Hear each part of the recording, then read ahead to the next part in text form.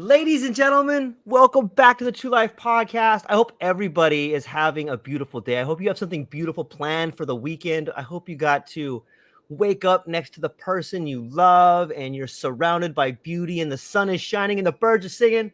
I've got an incredible guest for you today, Myrriah Jannette. For those who may not know, she's a psychedelic researcher and integration specialist, a PhD candidate specializing in psychology and psychedelic-assisted therapy studies. She's dedicated to exploring the potential of the novel treatments to improve mental health outcomes. Recently, the focus of her research has been on investigating the efficacy and safety of psychedelic-assisted therapies for a variety of mental health conditions, including depression, anxiety, and PTSD. In addition to all of that, she is also an expert in project management, program development, R&D, and ladies and gentlemen, a kite surfer, which is a huge, incredible journey in itself. So Myrriah, I'm so stoked you're here today. How are you feeling today? Thank you, George. What a beautiful introduction. And I'm feeling great. I'm honored and feeling blessed to be here. Thank you so much. Yeah, I feel the exact same way. And I'm also excited for the psychedelic space and the sort of renaissance we're going through, because I think we are really beginning to scratch the surface of helping so many people. And in doing that, we're creating a little bit better world. Yeah. So I've been very fortunate, Myrriah, to talk to so many different people. And it seems to me there's this thread that kind of binds people together, and it's this origin story. You know, it seems that people that have a passion for helping people often have gone through certain tragedies, or they've often had a certain type of thing that happened to them when they grew up, or they just have a calling to help people. And I was wondering if maybe you could share your origin story, like how you got to be where you are today, how you became interested in all this. Yeah. Wow. Origin story, so many pieces to it, right? Totally. As far as helping people, I think I was just born naturally put here on the earth to help people. So I've always been seeking to learn new modalities and new ways to support people on their healing journey. As far as psychedelics go, probably the origin story begins in my early 20s, just experimenting with cannabis and psilocybin. But more so in 2009, I lost my partner to cancer. And after his passing, I was, going through the grieving process, and a girlfriend of mine suggested that I do an ayahuasca journey. And I knew nothing about it, but I just really, wanted to come back and move out of the grief. And so I did. I just joined an ayahuasca journey on the top of a mountain in a church, and it blew my mind. It was incredible. It was blissful. It was hard, physically hard. But it really helped me to see life in a new way and to have a new perspective on death as well. And that life doesn't end, just after you die, that there's more to it. So I really needed that. And then I became a believer. And just move forward from there. Wow.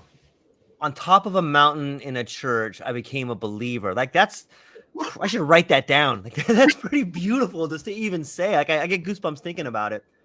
It's so interesting to see the relationship that happens when we're able to integrate loss or tragedy into our life. And it seems like psychedelics are a huge part of that. It really does seem to help that grieving process, doesn't it? Yeah, it really does. It opens your mind and your heart in ways I think that aren't possible in normal, ordinary consciousness.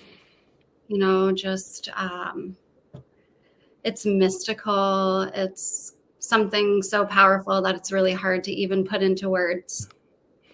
Yeah.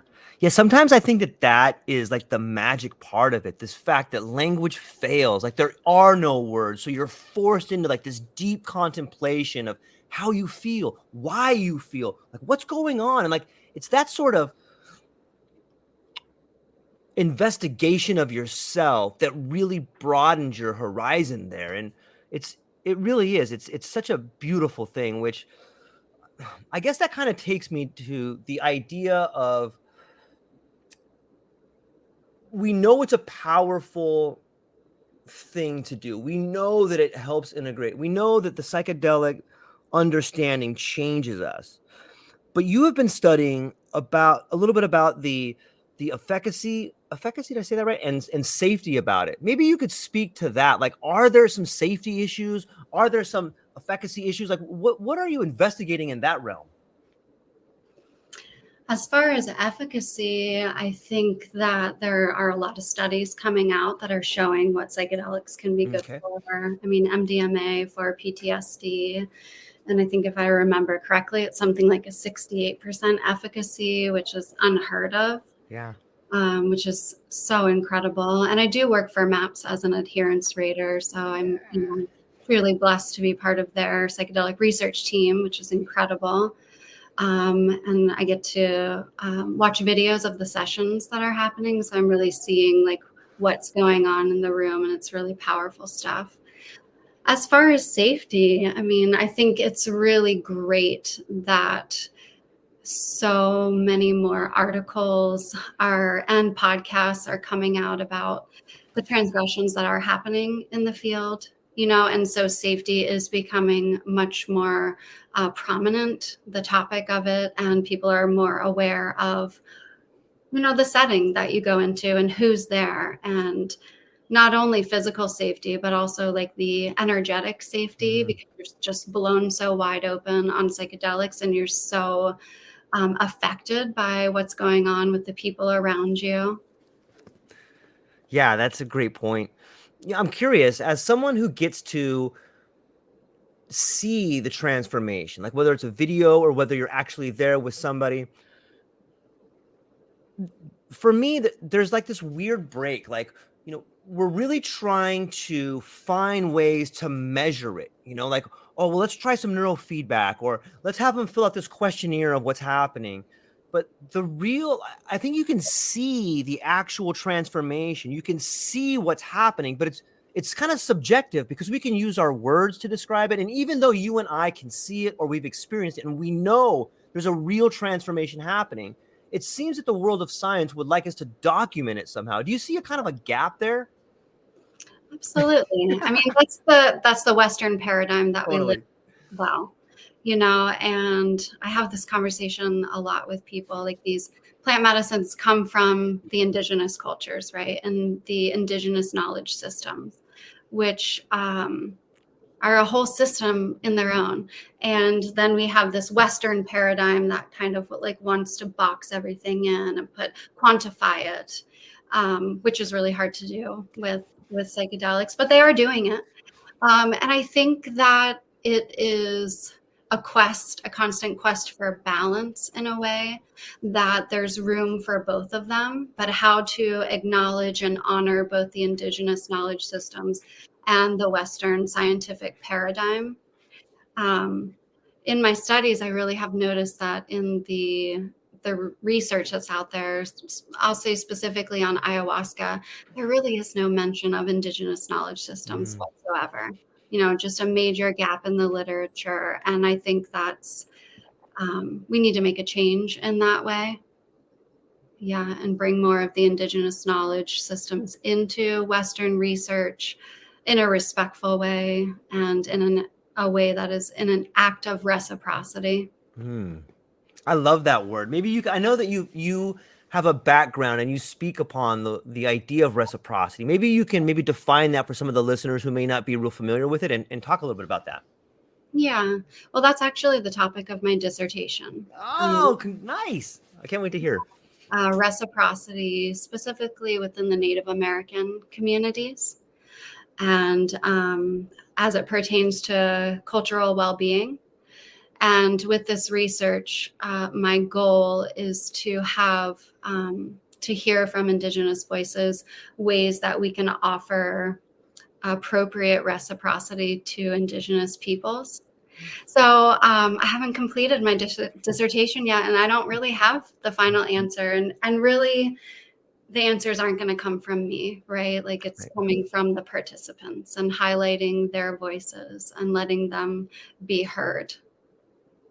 I love it. You know what else I love about this is we talk a lot about psychedelics or entheogens being able to help people through trauma. But I also see and I just thought of this as you were talking about your dissertation. What Mhm. role do you think that these particular medicines play in creativity and coming up with novel ideas? Because it sounds to me like your dissertation is a novel idea. It is this new field that you're exploring, this idea of reciprocity. And I've never really read any dissertations or any papers on this idea. So I'm wondering, do you think that there is a relationship between the creative aspect of what you're writing and the use of entheogens or psychedelics?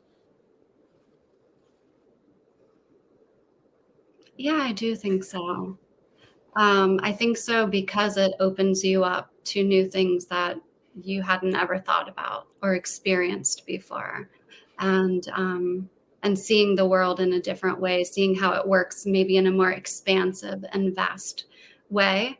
And I think that's probably why most people do psychedelics, is they feel so limited by their just everyday consciousness and they want more. They're seeking something more. Yeah. So I That guess is I would be yes. Yeah. it's such a beautiful thing. I would add to that too. It seems that at least in my lifetime, and maybe this says a lot about me, but it seems that we have been filled with like so much filler, like even in conversations that I know that I've had throughout my life, they seem so superficial. And when I Mhm. began really moving into the world of psychedelics, I feel as if the conversations I had became more meaningful. And I mean that in all aspects of the word. Sure. I wanted to know more about people. I wanted to investigate the language they were using and why they used that language and what it meant to them and what they dream about and what they feel about. And I'm wondering if do you see that same pattern? Maybe is that something in the Western society, or maybe it's something our world is moving to a more meaningful world, and do psychedelics play a part in that? I think for sure they play a part in it, in expanding consciousness and the transformation of humanity, for sure. I think it's a very personal thing, whether you're called to it or not. And some people are and some aren't, and that's okay. I think there's multiple pathways for transformation and evolution within humanity. And so psychedelics will be for some people and not for others. But yeah, I think uh, I imagine life as every day we're learning new things and we're taking like little baby steps along our evolutionary journey, our transformative journey. But when you do something like psychedelics, you're taking a big leap forward in that transformation. So if people are just ready for that big jump, then psychedelics can be that for them. And I mean, not to exclude that people have really hard journeys on psychedelics, and people can be traumatized or re-traumatized by psychedelics. Yeah. And that brings back in the safety aspect and who you're with and getting integration support after especially a hard psychedelic journey. But I think it's helpful with every psychedelic journey. And I think with psychedelics, the focus right now is mostly on the journey itself because it's incredible and it's magical and everything else in between. But the integration aspect of it is where it's at, is like how to apply all these insights and these huge visions and ideas and slowly integrate that into your life. I think people can get lost. They have the separation between, yes, I had this incredible psychedelic journey. Let me tell you all about it. But then what does it mean in your everyday life? And so how to bridge those together. That is really well said. I'm curious how you see this being handled, and it's a question that I'm fascinated by, and I think a lot of people are, and it is this idea of integration. And sometimes for the person that's helping someone go through a journey, if someone goes through a journey and I'm a facilitator or I'm an integration coach or specialist, Mhm. you know, it's an incredible responsibility because in some ways I am responsible for helping that person make sense of what happened to them. And it's such a huge responsibility because in some ways you're helping that person reprogram their mind. I think of like an old school, operator switchboard where they're taking the things out and putting them over here and you're moving the connections around. And I think that can be an incredibly intoxicating feeling to do. Like, we love to help people, and all of a sudden you find yourself in this position where you can help someone. And and I think that it can be a slippery slope. Like, it can be intoxicating to do that. And if it does become intoxicating, like all intoxicants, you can do things in the wrong way with a good motive. Does Mhm. that kind of make sense? And if it does, what do you think about that? Yeah, I think you're right on. And I think what comes to mind is really the importance of continuing to do your own personal work, your shadow work, Sure. constantly self-checking and being self-aware. Like, it's just a necessary component of this work. And the responsibility, I mean, yes, it is a big responsibility, but then at the same time, it's like you're just being there to for the clients to bounce ideas off of, to listen to them authentically, to give them ideas, on how to make these changes. But it's not it's their choice, Totally. inevitably, what they want to do with their life. So, yeah, it's the both and. It's a responsibility, but then it's also like you do what you can for people, to support them in whatever way they need, and then you let it go and let them live their life in the way that they choose. So, It's a great answer. And in some ways, the idea of the facilitator seems a lot like a psychedelic journey to me, because some journey, maybe people take a small dose and they go on a small journey, and some people take a bigger dose and they go on a big journey. And for the facilitator, I think you could argue that it's a broad word and it can mean a lot of things. If I look back onto some of my first forays into the world of psychedelics as a kid, going to like a laser Pink Floyd show and with a friend, and we towards the end of our experience, we would be sitting down in the living room thinking about things, and you just bouncing ideas off each other. And in a way, that's sort of an integration when the both of you are having it together. And it may not be an integration someone with PTSD would have, but it's certainly something a young person in their 20s might have, or something like that. So the role of the facilitator is just it's a broad term. And the reason I am so excited for everything is because I do think that there's a lot of different people at different stages of their life that need a lot of different kinds of help. And so yeah. as many facilitators as we can have, it's probably for the best. Would you agree with that? Yeah, for sure. I think as these medicines get legalized, we are going to have a shortage of people that are Mm, trained to do it.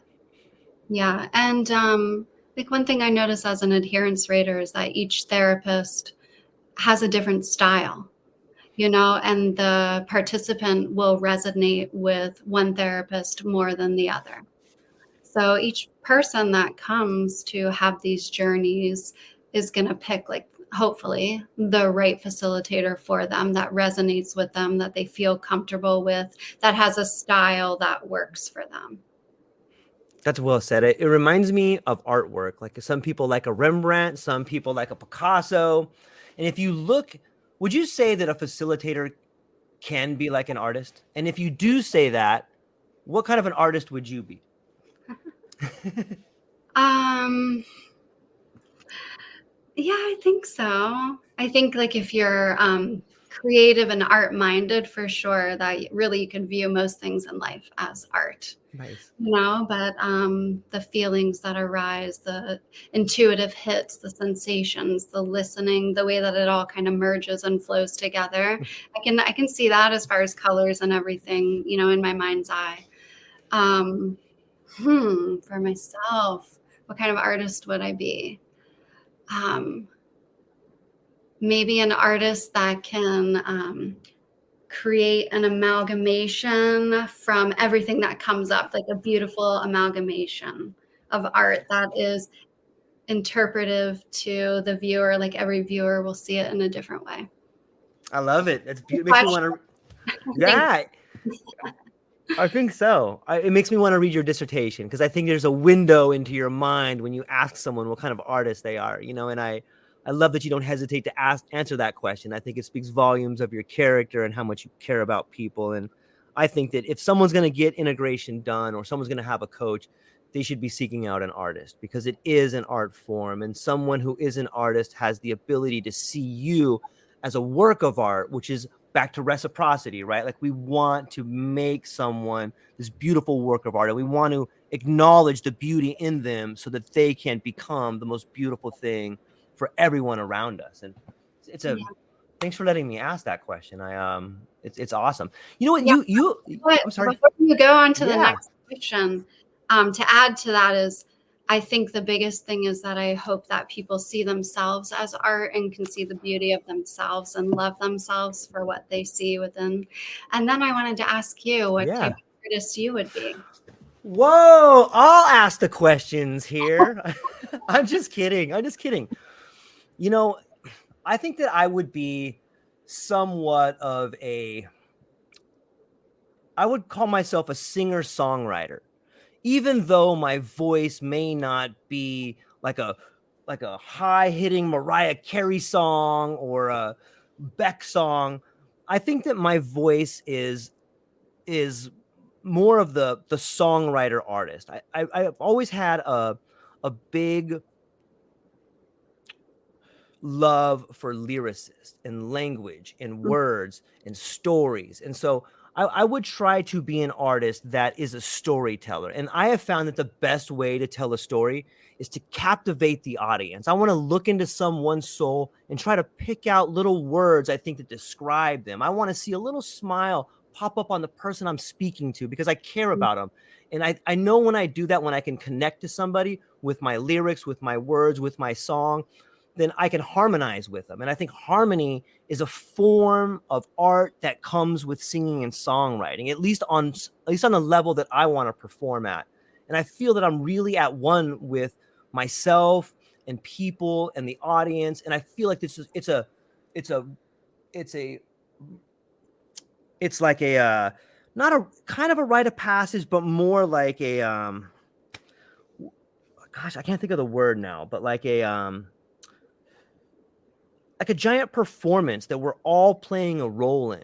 And when you can understand your role and see yourself in that role, I would maybe a performance artist. How about that? That sounds a little bit better. And you're right, it is a difficult question now that I try to answer it for myself.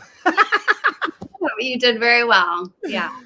Well, thank you for that. And thank you for letting me explore my idea of what an artist would be. It's pretty fun to think about. Yeah, it is. It really is.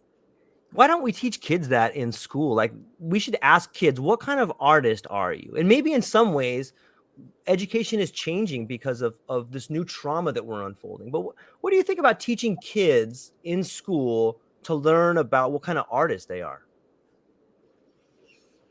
I think it should be an essential part of school. Yeah, and something that continues to be instilled in them all throughout, starting in um, preschool all the way through high school.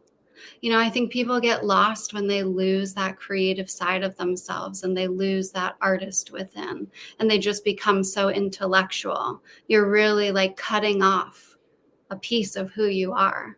Because if you look at children, I'm a mother of three, I have three daughters, you know, and they all have their own style of art that just naturally comes to them. Nobody taught them. So I imagine if like we all are just invited to continue to delve into that inner artist and not have it picked apart of like, oh, well, this person, that's a good drawing of a dog, but that one I can't really tell that it's a dog. You know, like let's not pick it apart. Let's just like allow it to be and allow the person to express themselves in the way that they see. I think that would be part of the healing of humanity, you know, because we're all such unique individuals. Yeah, I love it. I wish we would get back to this archaic revival of instead of trying to put kids in a box or even adults in a box and say, okay, you can be a fireman, you could be a lawyer, you can be a doctor. Here's all these pre-made, prefabricated ideas that we've made for you, and you can just fit right into that box. Instead, I would like to go back to the old way of, leaders and mentors gathering around a child and trying to figure out who is this young wizard or who is this young priestess that comes to me today and what are their gifts? Let's try to figure out what is so unique and beautiful about them. And then that gives the child the ability to be a unique gift to the world and understand that they have a set of ideas and talents and beauty that is unique to them. And then they can begin to refine those and have their own path. And I know that that's probably a huge ask for society, but I think it's happening. And I think it's happening in conjunction with all the healing that's happening. As we are beginning to heal so many people that have had traumas throughout their life, so too is our world of medicine changing. So too is our world of education changing. And if you just take a step back, you can see them all changing together. And sometimes I think we forget to see that monumentous wave of change that is coming and making the world a little bit better. Do you think everything is kind of changing at the same time in this sort of psychedelic renaissance that we're in? Yeah, well, I think change is the only constant in life.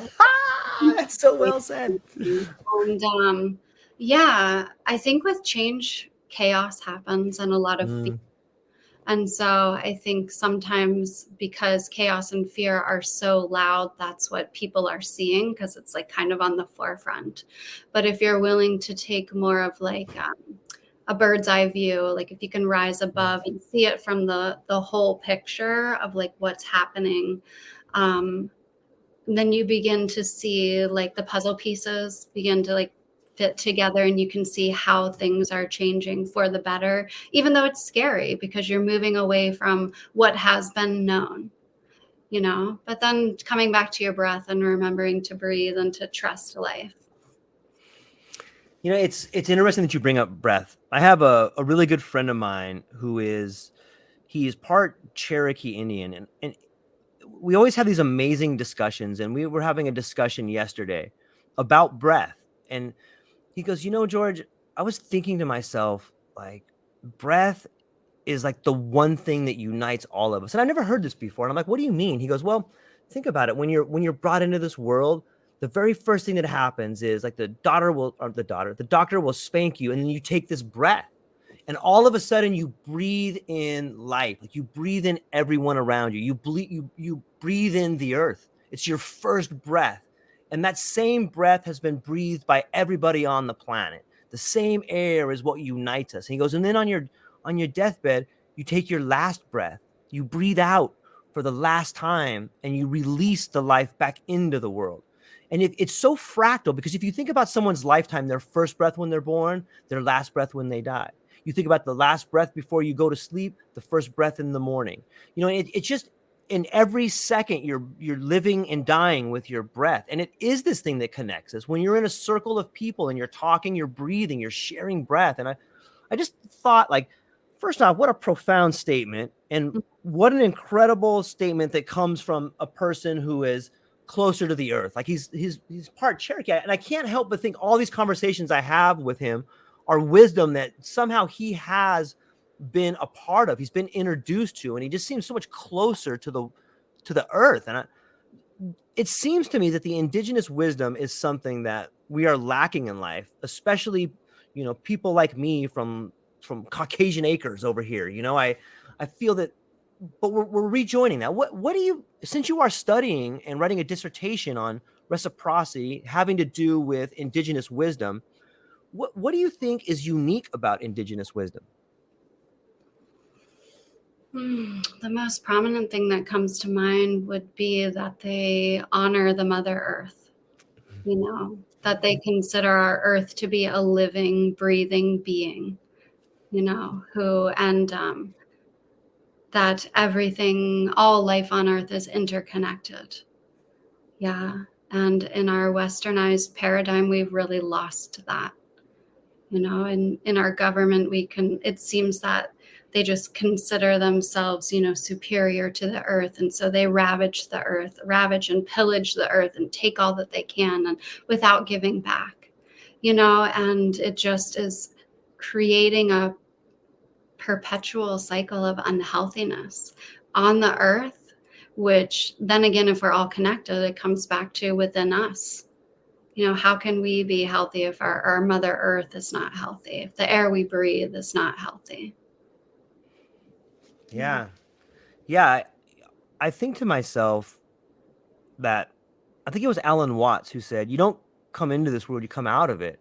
And when you begin thinking about that aspect of life, it changes your relationship to the earth, that you're part of the earth. And how can you engage in hardcore resource extraction when you realize that all you're doing is emptying yourself of value. It's so crazy to think about on some levels, but I think it's necessary. I think it speaks volumes of how we make ourselves better, because it seems like the people, at least some of the people that I have talked to that are working through big traumas, are an example of that same methodology. Like they've just been extracting resources out of themselves, and now they have PTSD. They've been pushing themselves in a way they know is wrong, and it's led them out of balance, the same way we as a society have led the earth out of balance. And Mhm. do you think that maybe some of the solutions for the individual may be some of the same solutions for the planet? Yeah. I mean, I think it just boils down to love, to loving yourself and to loving the earth. The more that you love yourself, the more that you're going to have a greater capacity to love others, the more you're going to be conscious enough to be aware of like how to show love to the earth, and just continuing showing that to others, continuing that cycle, moving forward within yourself and in every aspect of your life. Mhm. Was there a shift for you, Myrriah? Was there a time before you thought like you did now? Like it seems to me that you have been well versed in understanding this new ideas of becoming part of the earth, and maybe that's a big part of why you can help people. But was there a time when you didn't think this? Were you ever like Myrriah the capitalist, or Myrriah the materialist? Like was there a shift that happened before you became who you were now?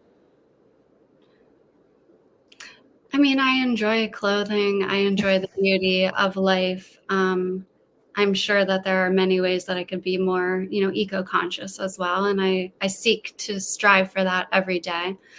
Um, well, I feel like probably many people that in my one lifetime, I've lived multiple lifetimes, Mm. constantly growing, constantly learning, having gone through multiple traumas and finding my path of healing through them and growing. And um, life is a mix of joy and suffering, the ups and the downs, but trying to find the beauty within it all. Yeah. So, I mean, I am who I am, George. I think I've always been this way. I'm just, 41 now. So in my life journey, I've learned a lot, and I'm excited that there's more to learn as well. Yeah, I think that's a big part of becoming the best version of yourself, is understanding that the learning is always there for you and there's always more to learn. And the more you can learn, the better steward you can be to help other people. And that being a curious person and caring about the world around you and others and yourself is it's a great way to go through life. And it's a great way to help you get through the difficult times, is to see them as ways to learn. And I'm curious if when we talk about psychedelics or entheogens, what for me, what I like to do if I'm going to have a journey, I usually take it by myself, and I'll sit either outside under the stars, or sometimes I'll just lay in my bed and relax and just think about the world. And I find myself in a place where I can try on new ideas. And I mean, like I could try them on like they're a new shirt, and I can wear them around, and I can be George the scientist, or I could be George the storyteller. Or sometimes there's scary ideas I try on, and I try to hold them, and I'm like, this is a weird one. I'm going to take this one off. I don't want any part of that thing. But you try them on for a little bit. And that seems to be something that's very therapeutic for me. And I'm a big fan of psilocybin, and it tends to be the medicine that I turn towards most when times are tough, or when I have a problem that I want to help someone with. I'm curious, what's an experience that Myrriah uses? I mean, is there a go-to experience that you use, and what happens in your journeys? Hmm. Everyone is different.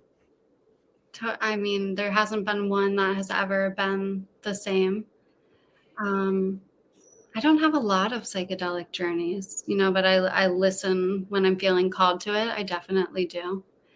Um, let's see. One that comes to mind was I was in Peru and in a yurt on top of an Andes mountain and had an ayahuasca journey. and I purged, and I could see that there were these blob-like beings in the bucket that I purged out.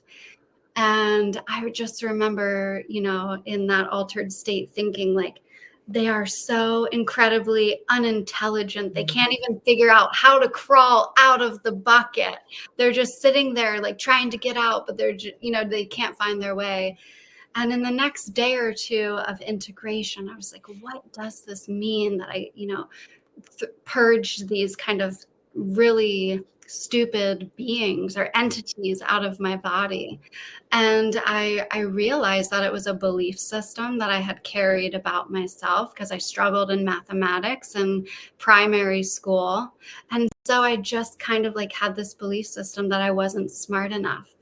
And so when I purged out these beings, it was like no longer in my body. I didn't have to carry it around. So yeah, each experience has been, really like profound and taught me in different ways. And that was the first one that came to mind. But I enjoy ayahuasca, although it is physically exhausting. Psilocybin has been a friend of mine for sure. I tend to stick with plant medicines that come from the earth. Yeah. Very nice. I'm always fascinated to think about the world of symbology. It seems to me to be its own language, and sometimes it seems to be more not only intuitive but more comprehensive than words. And I find myself on different journeys, or even after a journey, using symbols to identify different meanings. The same way you saw like these blobs, and then all of a sudden after integration you realize that maybe that's a symbol of a belief system. And I'm wondering, have you noticed people using symbology or symbols when they're in the integration process? Yeah.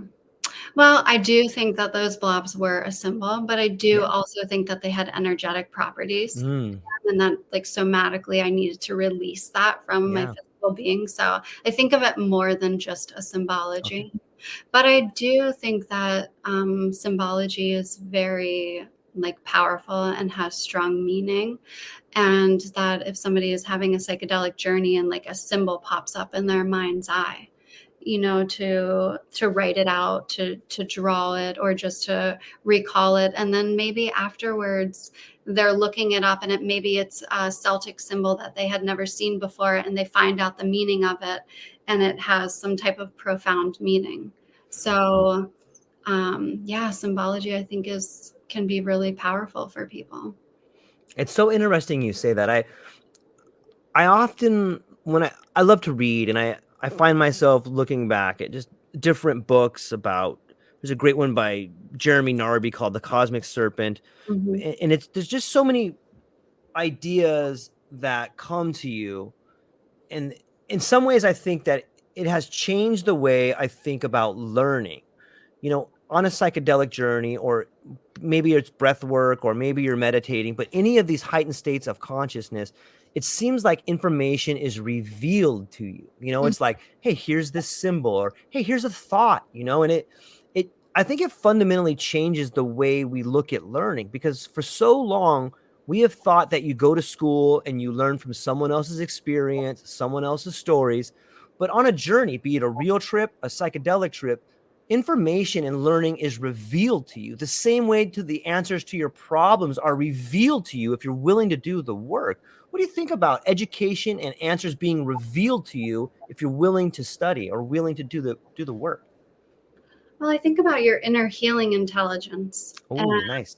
um, I think we carry all the answers within us that we know. I think we get lost. We get lost in our monkey mind that is constantly coming up with endless ideas and possibilities and reasons for things. But when you can find a way to quiet that mind, to tap into your own inner healing intelligence, that the answer is there. That outside sources, of course, are helpful in um, us finding our answers, but really it lies within. Yeah. And yeah, it can be through a psychedelic journey or breath work or meditation or exercise, just being Hmm. out in nature. There's multiple ways to connect with your own inner healing intelligence. It's beautiful. What do you think of when I say psychedelics in relationships? What type of relationships? I would Relationship say with self or outside of self? that's a great question. Thanks for reflecting that back at me. I would say relationships like marriage relationships or romantic relationships or friendship relationships. Like people, let's just go with like people that are married and maybe they're having a problem. Maybe one of them got fired, or maybe one of them has some trauma they're dealing with and they've kind of been bottling it up for a while. Do you think that psychedelics can play a role in unbottling problems in a relationship like that, like a marriage or something like that? Absolutely. I think that if one person does psychedelics and the other one doesn't, there could cause let me try to say it the right way. Could cause an imbalance there because one person is like really changing a lot and having a lot of self-realization, and the other person is kind of staying like where they're at if they're not doing their own work. So there could be some disharmony that happens, but then it could also go the other way. Is like the person who does the psychedelics has an awakening to patterns that have been happening in the relationship that have made it unhealthy. And so they see ways to make changes within themselves and in their interactions with each other so it can be good. They may choose to leave the relationship, and so then the other person is left like really upset because they did the psychedelics and like that made them realize they don't want to be in the relationship. So it can go, many different ways, right? I think it can be cool if a couple chooses to do it together and have that experience together and is really willing to be just super open and vulnerable with their sharing. That vulnerability creates connection between the two. Yeah, I love the idea of the connection between the two, because when you think about relationships, whether it's a marriage or maybe it's young kids that are beginning to date, finding out how they become a container for each other, I think that psychedelics do allow us to not only dissolve boundaries but create new patterns. And sometimes that's what a relationship is. It's like you becoming this new pattern with Mhm. somebody else, like a dance, right? Like you're moving and working together to create a performance that benefits the both of you. And I'm glad that you brought up this idea of patterns and psychedelics. Do you think that, in your opinion, what do you think is the relationship between psychedelics and patterns?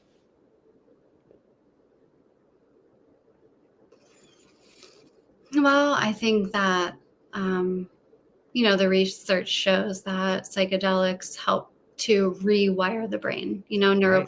neuroplasticity to create new pathways, neurogenesis to create new neurons. And so um, psychedelics can help to rewrite patterns or help people to let go of old patterns. Absolutely. I think that taking time to create those new patterns, and feel into them and allow yourself that time for the shift Mm. and maybe not jump too quickly in making big life changes, just giving yourself, being gentle and giving yourself time, I think is essential. Yeah.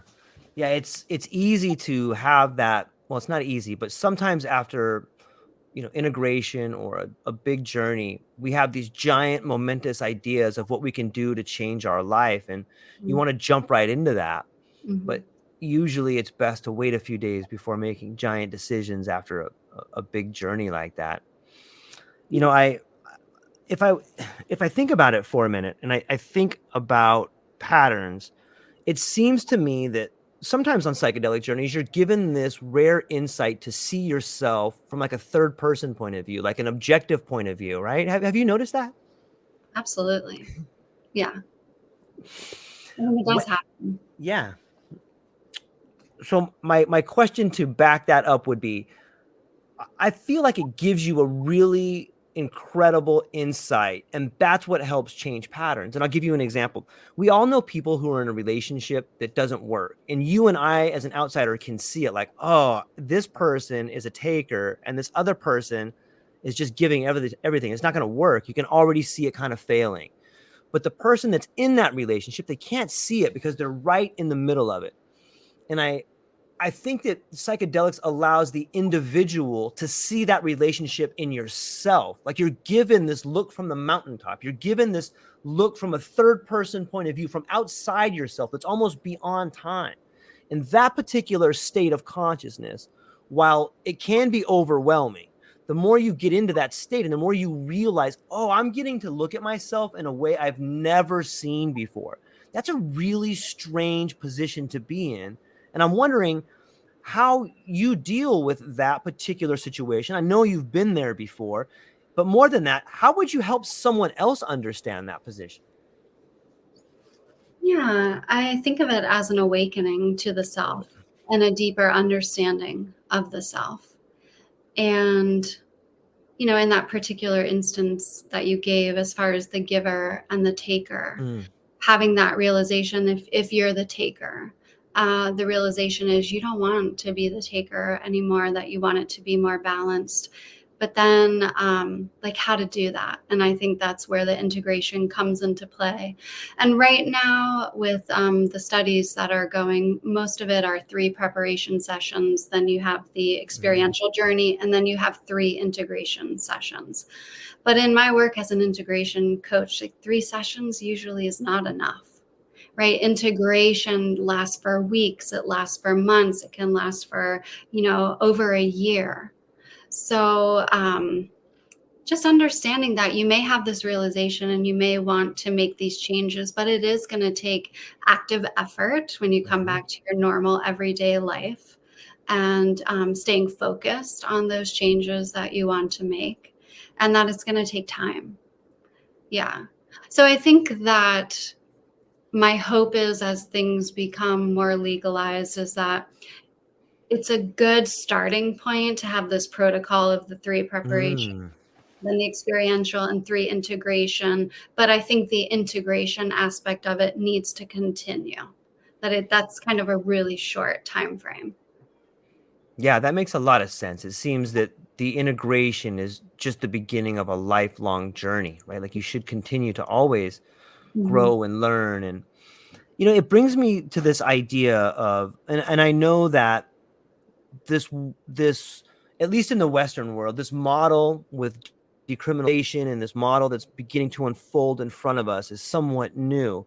But it almost seems like there's becoming an industry standard where someone will go to a retreat, they'll have maybe one small ceremony and then a large ceremony and then integration, and then they'll be allowed to move back into their life.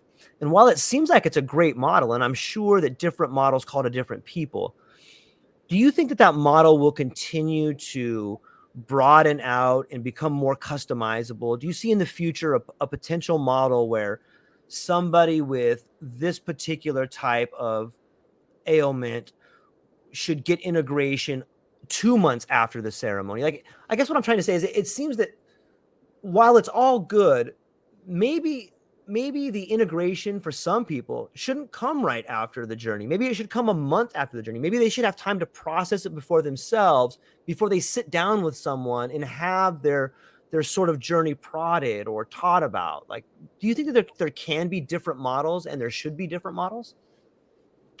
I think that there's going to be different models as Right. things get legalized, Right. because each practitioner is going to have their way of doing it, the way that they see fit. But that particular instance, waiting a month, well, I think there could be some positives and some negatives to that. People forget, you know, Mm, in the spans of a month, a lot happens in life. yeah. You move far away from that experience, from it being on the forefront of your thoughts, and, remembering as many details.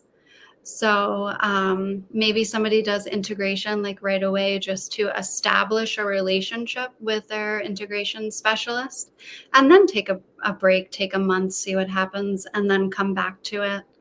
I know I've worked with people Let me take a sip of water here. Yeah, of course. I'm going to take some too. Thank you. I've worked with people and I've talked with them the day after their journey. And then we've spoken again like 2 months later, and things are happening in their life. And I remember, some of the details that they shared about their journey, and I can bring it back full circle. Like I can relate them.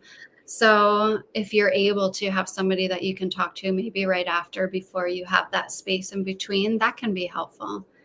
And I'm not saying that you need to have an external person. There are plenty of people that do their own integration work, but it can be very helpful.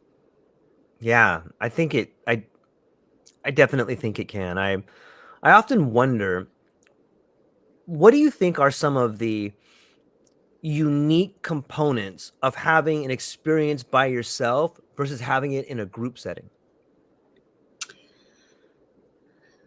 I think in a group setting, you're affected by what's happening in the group, and it can be an amplification of whatever's going on. So if somebody is having a really hard journey, you're going to kind of tap into that a little bit. And on your own, you're really in yourself on your own. Or how about you have a sitter with you, just somebody Sure. holding space for you, so you have that safety net there if you need to talk to somebody, if something, a recollection from childhood that's traumatic that you forgot surfaces. I mean, it can be nice to have just somebody there holding space for you wherever you are. But if you're thinking about like cost effectiveness, I mean, in the future, as these things get legalized, it is going to be more cost effective to work in a group. And there is also the aspect of building community together when you do it in a group, and that the sense of separation that we have in our culture, has really affected people. So the building up of community and having a support group is something that we need for sure. Yeah, I think it harkens back to this idea of ceremony. When you get married, you have a ceremony. When you have a quinceañera, you have a ceremony. When you have a bar mitzvah, there's a ceremony. But as adults, we lose these rites of passage. There is no ceremony. And it seems to me that some of these traditions, or some of, taking medicine in a group setting, be it at a retreat or at a friend's house or wherever the ceremony is a return to ceremony. And it kind of seems like a return to our roots in a way. Would you agree with that? Yeah, for sure. I mean, we all have ancestors from hundreds of Yeah. years ago that, were indigenous and did have the ceremonies, and we definitely have lost that in our culture. I think that it's intention, like the ceremony, maybe speaking about it in a way that is ceremonial, or creating some kind of sacred ritual, or yeah, just making that part of an awareness. I don't know if it's ceremonial, if you're just doing it recreational, where everyone's just partying and taking whatever, drugs that they want. Right. I don't know if I would call that ceremonial. It is community. It's community gathering, but yeah, there's a difference. Yeah, there is. I'm a big fan of Mircea Eliade, and he writes a lot. He writes a lot about the sacred and the profane and spirituality, and he has a really elegant way of breaking down very difficult concepts. And one of those difficult concepts is time. And I know that time plays a role in a psychedelic journey. There's like a time dilation, and sometimes you could live a whole lifetime in a psychedelic journey. You could live multiple lifetimes in a psychedelic journey, and you could see yourself as a child, or see yourself as an older person, or see yourself living a life where you made a different decision. And he brings up this really amazing idea, and I want to share it with you and get your opinion. And it's this idea that we can experience the same time as our ancestors. And the way we do that is through a ceremony. And the way he says it is, imagine a wedding. Like at a wedding, you are being betrothed to your partner in the eyes of everyone around you, and a potential holy being. That time is the same time someone in your family got married. It's the same time other people in the world, like we all shared that time. And in a weird way, that's like a sacred time where everybody gets to experience that moment. We're all sharing the same moment, albeit at a different time. And then he speaks about profane time, where maybe you're getting up and you're doing something that's kind of monotonous and not profane as a pejorative, as like it's a horrible thing, but profane in that it's not sacred. And so I'm wondering, when you think about sacred time, or when you think about time in the context of a psychedelic journey, what does that mean to you? What do you think about time in psychedelics and being a sacred time? Hmm. Well, as you were speaking, we are taught that time is linear, right? Mhm. But my understanding is that time is actually spiral, where things are happening like simultaneously. And it's a really big concept to Yeah. and it's very far from, what we are taught. But as far as it being sacred, I really think the way that you look at life is either in a sacred manner or it's not. You can make anything that happens in life sacred, as long as that's, the awareness that you're choosing. But time during a psychedelic journey, it's all over the place, right? You can connect with a past life, or what you think is a past life, connect with your ancestors, connect with the angelic realms, connect with Mm. what's happening in the present moment or happening in your childhood, but it's all happening simultaneously. Yeah, so I don't know if I have a set answer to what you asked. Yeah, but time is definitely not linear on psychedelics. It's so true.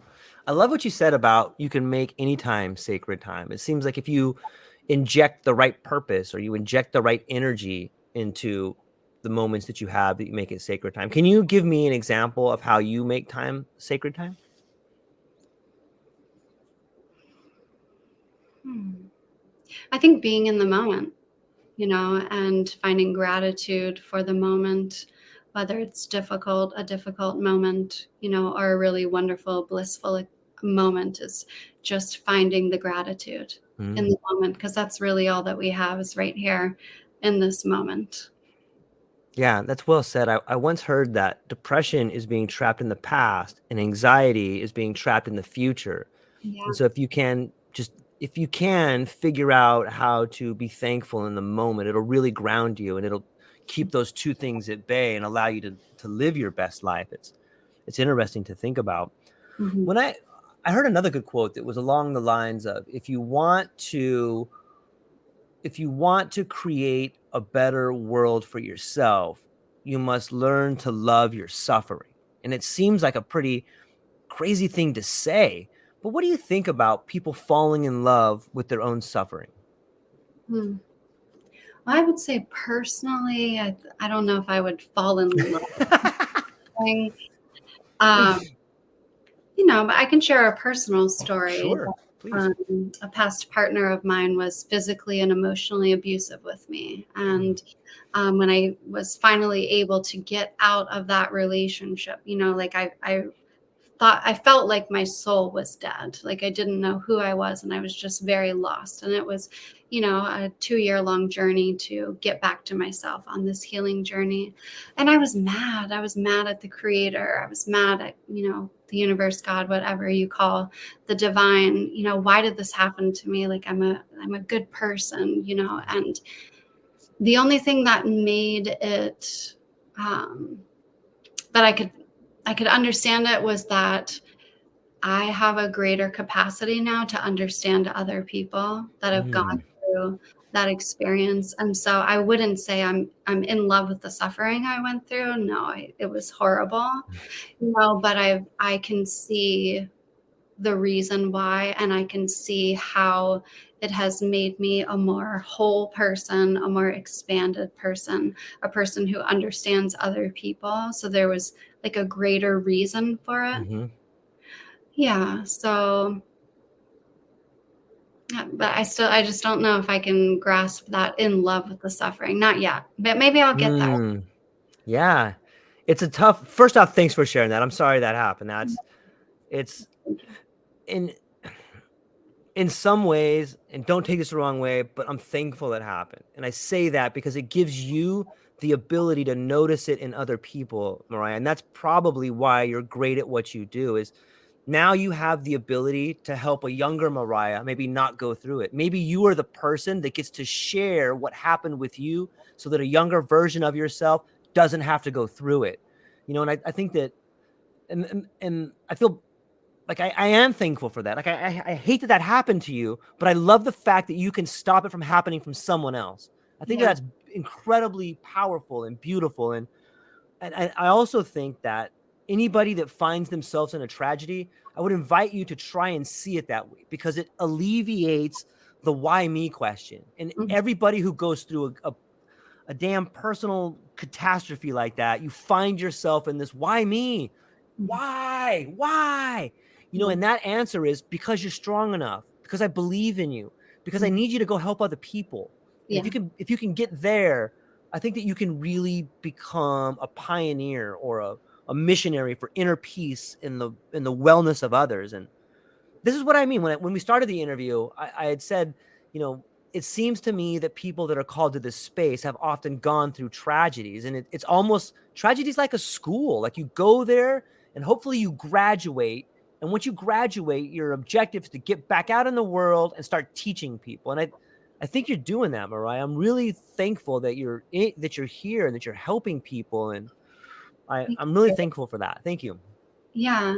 I mean, if you think about it, you yourself and the listeners out there, if you think about the things that have taught you the most in life, it's going to be the suffering. It's going to be the hard stuff that you went through, that you learned the biggest lessons.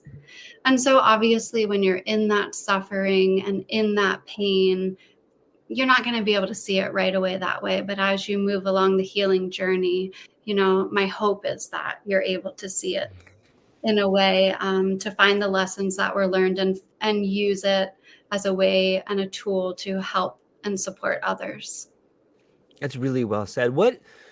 A lot of the times in this space, when you listen to some podcasts or you go to some lectures or you read some books, you often hear this term surrender. What does surrender mean to you? I think surrender is not having to control everything, because there are things in life we can control, but most of it we can't. And so we are here having this human journey, and a lot of times we just need to surrender to what's happening around us, to free ourselves up to have the full experience of life. The more you try to control it, you're confining yourself. So when you're surrendering, you're just open to all the possibilities, to all the feels, to everything life has to offer. That's really well said. I often think of control as an illusion, and I think of control as like squeezing a balloon. Like, I'm going to squeeze the air out of there, and then all these pieces just pop out everywhere. I'm going to get this one, and then that one pops out. And when you try to control something, you fundamentally change its form, and in doing so, you change the meaning of the relationship that you have to it. And when I think of surrender, it's interesting for me. My journey with surrender was like, I thought it was weak. I'm like, surrender sounds like something a losing army would do. Like, why would you ever want to surrender? That's ridiculous.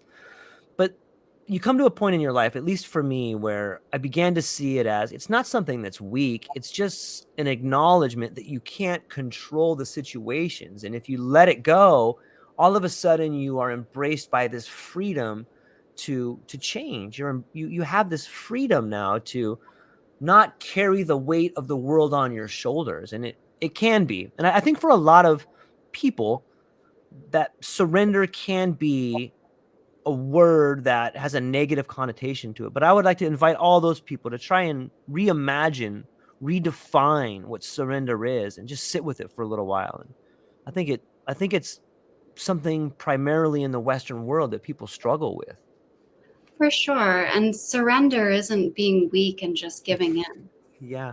I think when people hear surrender, that's what they think is like, just giving up their fight and just, laying down to it. But it's, you still can have strength in your surrender. You still can, have your boundaries. You still can have your own inner wisdom. There's still choices to be made in that surrender. But there's an understanding there that that you just can't control, and that you're creating more pain within yourself to try to control everything in your life. Yeah, because it's just not possible. It's not going to happen. Yeah, it's a great point. Myrriah, as talking to you, it seems that your journey is ever unfolding. Like, you know, you're a mother of 3. You've taken on this new sort of profession. You're getting your PhD. It seems like you're constantly reinventing yourself. What is the catalyst for that? Like, if you wanted to inspire other people, obviously you're doing that through your actions, but what is the thought process like for you to continually reinvent yourself? I don't know if it's a thought process as much as it is a way of being. You know, I'm just a curious person and always seeking to learn more, especially like healing modalities. And I really think of everything that I learn as like my mental kind of like medical bag that I carry around with me. I've studied acupuncture and like Reiki and energy medicine and psychedelics. And it's like each person that I'm blessed to work with, I can pull from that, you know, what's stored up here and work with them and what they need, because everybody is different. Everybody needs something different. So the more that I learn, the more I feel like I can help others. And it's an adventure. And learning, you know, life is an adventure. So I don't plan to ever stop. That's so awesome. Do you feel that for the people, when they come into your life and you get to help them, do you ever feel like you're the student and the people that come to you are the teacher? Always. Always. You know, there's like no hierarchy to it. Right. We're both learning from each other. We're all learning from each other. It's not always one-on-one. Sometimes it's groups. Yeah. And we need that. That's also why we're here, to help one another, to learn from one another. I love it. I think it's such a profound way, and it makes me happy. It makes me excited to see the future when we begin to see everyone as a teacher instead of these confined ideas of manager, leader, worker. You know, there's just so many limiting beliefs that have been bestowed upon us for so long, and it's conditioned us to think in this narrow linear space when in fact the world around us is just begging for creation, just begging for creators, begging you to become the best version of yourself, inviting you to teach everyone around you what you know. And it's such an exciting time. I'm really thankful. And I got to tell you, as we're coming up here on a little over an hour, I have an absolute blast learning from you. I love what you're doing. I love the way you carry yourself. I love the energy you have. And I want to just give you a little bit of time to, if there's anything else that you want to share with people. And on top of that, I would love for you to explain where people can find you, what you have coming up, and what you're excited about. Thanks, George. This was really an enjoyable podcast. I had so much fun talking with you. You come up with really great questions, really made me dig deep on all of it, and I appreciate it. Yeah, if people want to find me, my website is myrriahjannette.com. They can connect with me through there, send me a message to my email. What's coming up for me? Well, you know, I'm just doing integration coaching. So if anyone is looking for an integration coach, I would love to work with them, and head into psychedelic science here in June. So really excited to connect with everyone out there. And if anyone has heard about my dissertation and they know somebody, or they themselves are interested in being interviewed and part of that, you know, I would really appreciate that. Fantastic. So to everybody out there, go into the show notes, check out Myrriah. If you can have some wisdom to help her with her dissertation, or if you want to be interviewed, or you have some particular knowledge that you think would be useful, I'm sure she would love to hear from you. I'm super excited to see it unfold. I'm super excited to see what you have coming up. And I'm really thankful for your time today. And hang on one second. I want to talk to you for just briefly after this, but to the rest of the listening audience, I really hope you enjoyed our conversation. I hope you have a beautiful weekend. And we will be back soon to talk more and hopefully learn from each other. Ladies and gentlemen, thank you so much for today. I hope you have a beautiful day. Aloha.